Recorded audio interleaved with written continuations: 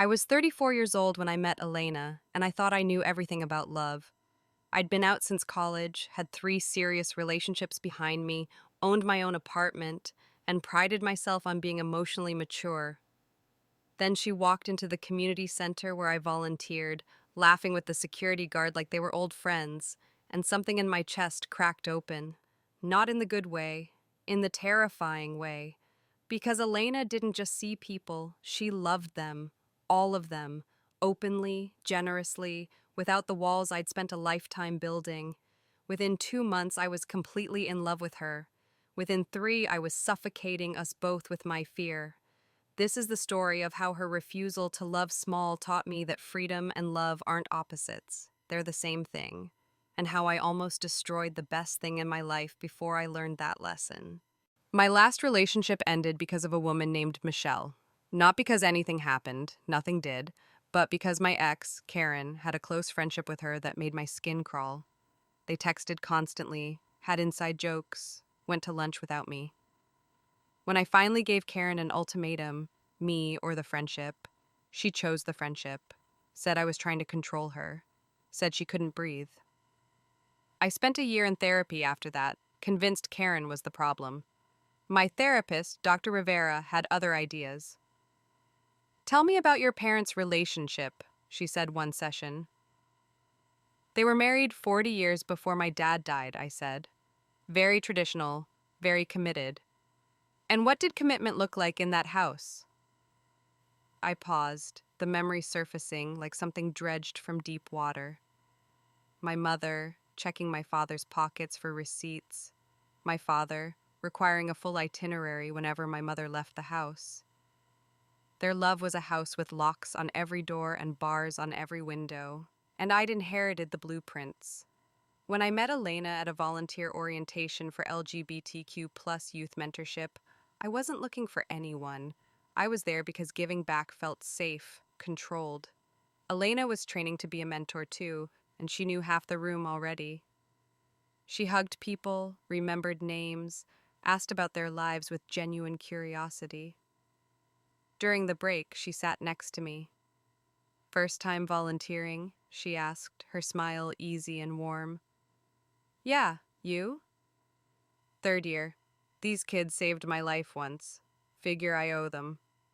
She said it simply, without drama, then asked about me. Really asked, leaning in, eyes focused, like my answer mattered more than anything else in the world. I told her about my work as a graphic designer, my apartment in the Castro, my cat named Sappho. She laughed at that, a real laugh that made her whole face light up. And for those 10 minutes, I felt like the only person in the room. Then someone else called her name, and she turned that same radiant attention to them, and the bottom dropped out of my stomach. We exchanged numbers that night. She texted me 3 days later asking if I wanted to get coffee. I almost said no. Something about her accessibility terrified me, the way she moved through the world without armor, trusting it not to cut her. But I said yes anyway because I couldn't not say yes. That first coffee lasted 4 hours. We talked about everything, coming out stories, failed relationships, dreams, fears. She told me about her ex-husband from before she came out at 29, the messy divorce, the path to accepting herself. She told me about her philosophy, that people are fundamentally good, that connection is what makes life worth living, that love isn't a finite resource. I don't believe in scarcity, she said, stirring honey into her third cup of tea. Not with love. The more you give, the more you have. I wanted to believe her, but every instinct I had screamed that she was naive, that the world would hurt her, that I would hurt her, or she would hurt me. We started dating 2 weeks later. She kissed me on her couch after our 5th date, and it felt like coming home and jumping off a cliff simultaneously. The first 3 months were perfect. Elena introduced me to her world, a sprawling network of friends, ex-girlfriends who'd become sisters, chosen family that spanned decades. Everyone loved her. Everyone had a story about how Elena had shown up for them, held space for them, loved them through their worst moments.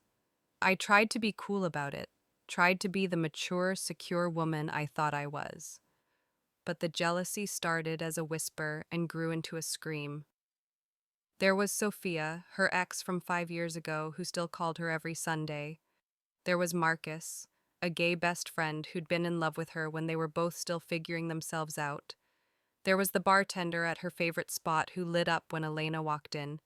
There was everyone, everywhere, all the time. The breaking point came at her birthday party. She'd rented out a small gallery space, invited what seemed like 100 people. I spent the evening watching her float from group to group, hugging, laughing, that same intense presence she'd given me now, distributed among dozens. Sophia was there, of course. I watched them from across the room, Elena's hand on Sophia's shoulder, both of them laughing at some shared memory I'd never be part of. When Sophia leaned in and whispered something that made Elena throw her head back in delight, I felt something in me snap. I left without saying goodbye. Just walked out into the cool San Francisco night and started walking, my chest so tight I could barely breathe. Elena found me an hour later, sitting on a bench near the waterfront. She didn't say anything at first, just sat down beside me, our shoulders touching.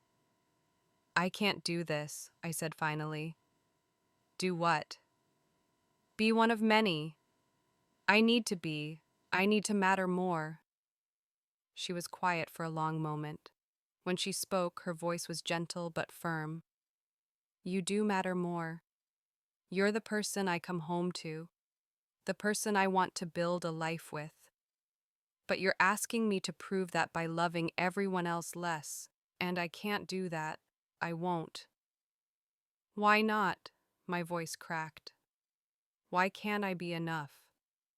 "You are enough, but you're asking me to cut off pieces of myself to fit into your idea of what love should look like. That's not love, Elena. That's a cage." I wanted to argue, to explain that she didn't understand, that I wasn't trying to control her, but the words stuck in my throat because somewhere deep down, I knew she was right. She stood up, held out her hand. "Come back to the party, or don't. But I need you to decide if you can love me as I am, or if you need me to be someone smaller." I didn't go back to the party. I went home, crawled into bed, and cried until I couldn't cry anymore. We didn't talk for 3 days, the longest 3 days of my life. Dr. Rivera's office smelled like lavender and old books. I sat in the familiar chair, tissues already in hand. "She wants me to be okay with her loving everyone," I said. "How is that fair?" "What does her loving others take away from you?" Dr. Rivera asked. "Time, attention, the feeling of being special." "And if she had no friends, no connections, no one but you, would you feel secure then?" I started to say yes, then stopped, because I'd been in that relationship with Karen before Michelle, when it was just us, and I'd still found reasons to be anxious, still found threats where there were none. "No," I whispered. "I'd find something else to worry about." Dr. Rivera leaned forward. "The architecture of fear, remember? Your parents taught you that love means surveillance, that care means control. But what if you've been building the wrong thing all along?" Over the next few weeks, we unpacked it all. How my mother's anxiety had become my blueprint. How I'd confused intensity with intimacy, possession with passion. How I'd been trying to feel safe by making myself small and making my partners smaller too. "Elena's openness isn't a threat to you," Dr. Rivera said. "It's a mirror. It's showing you all the ways you've learned to love from fear instead of trust." I started journaling, started noticing my patterns. When Elena texted a friend, I'd feel my chest tighten, and instead of acting on it, I'd sit with the feeling, ask it questions. What are you afraid of? What do you need? What's actually happening versus what's the story you're telling yourself? Slowly, something started to shift. I began to see that Elena's capacity for love wasn't a deficit, it was her gift. She moved through the world with open hands, and people bloomed around her because of it, including me. I called her after a month of silence. Can we talk? We met at the same coffee shop where we'd had our first date. She looked tired, and I realized with a jolt that I'd hurt her too, that my jealousy hadn't just imprisoned me, it had wounded her. I'm sorry, I said. I've been trying to make you smaller so I could feel bigger, and that's not love. She reached across the table, took my hand. I'm scared too, you know. Scared that I'm too much. That eventually you'll decide I'm not worth the work. You're worth the work, I said, and meant it. I want to try again, differently this time. What does differently look like? I don't know yet, but I want to find out. Learning to love Elena without trying to contain her was like learning a new language. Some days I was fluent. Other days I stammered through basic phrases, frustrated and clumsy. She was patient with me in ways I didn't deserve. When I felt the old jealousy rising, and I did often, she'd stop what she was doing and turn to me fully. What do you need right now? She'd ask. Not defensive, not annoyed, just present. Sometimes I needed reassurance. Sometimes I just needed to name the feeling and let it pass. Sometimes I needed her to tell me again that I was her person, even though she had room for others too. One evening, 6 months after we'd gotten back together, we were at a dinner party at Marcus's house. I watched Elena across the table, animated and glowing as she told a story, her hand on Marcus's arm, her eyes including everyone in the warmth of her narrative. And instead of the familiar clench of anxiety, I felt something else. Pride. Gratitude. Wonder that this magnificent woman, who could have anyone, chose me. After dinner, we walked home through the mission, fingers intertwined. You were different tonight, she said. How so? Relaxed, present. You laughed at Marcus's terrible jokes. I smiled. They were terrible, but also kind of funny. What changed? I thought about it. I stopped seeing everyone else as competition, started seeing them as people who love you, which means they have good taste. She stopped walking, turned to face me under a streetlight. Do you know what it means to me? That you're doing this work? Tell me. It means I get to be fully myself with you. Not a smaller version, not a carefully edited version, just me. Her eyes were wet. I've never had that before. Everyone else has needed me to choose, them or the world. You're the first person who's let me have both. I pulled her close, breathing in the scent of her hair, feeling her heartbeat against mine. You're teaching me that love doesn't have to be a prison, that I don't have to control you to keep you. And you're teaching me that commitment doesn't mean compromise, she whispered, that someone can know all of me and still stay. We started hosting dinners at our place. Yes, our place, because she'd moved in 3 months earlier, and it felt right in a way nothing ever had before. I got to know her people, really know them. Sophia became a friend, someone I could text when I needed advice. Marcus taught me to make his famous paella. The bartender, whose name was June, gave me free drinks and asked about my design work. Elena's openness wasn't a threat, it was an invitation. An invitation to a bigger life, a wider love, a more generous way of being in the world. I started opening up too, made new friends, reconnected with old ones I'd neglected, stopped making Elena responsible for meeting all my emotional needs, and built a community instead. And the more I did that, the more secure I felt. Not because I was controlling anything, but because I was learning that I could be loved and still be free, and that those two things weren't contradictory at all. 2 years later, we got married in that same gallery where she'd had her birthday party. Sophia was her maid of honor, Marcus officiated. The room was packed with everyone she loved. And now, everyone I loved too. During our vows, I promised to love her with open hands, to trust her expansive heart, to keep choosing her, not from fear, but from freedom.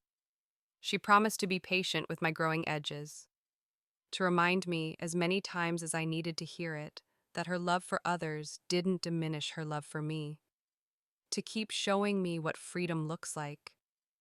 We're not perfect. I still have moments where the old fear creeps in. But now I have tools, awareness, a partner who meets me with grace instead of defensiveness. And I have the knowledge that love doesn't require cages, it requires courage. Elena taught me that you can hold someone close without holding them captive, that security comes from trust, not control, that the opposite of jealousy isn't indifference, it's abundance. She taught me what freedom really means. Have you struggled with jealousy in your relationships? Have you ever loved someone whose openness challenged everything you thought you knew about love? Drop a comment below. I read every single one, and your story might be exactly what someone else needs to hear today. Let's talk about the messy, complicated, beautiful work of learning to love without fear.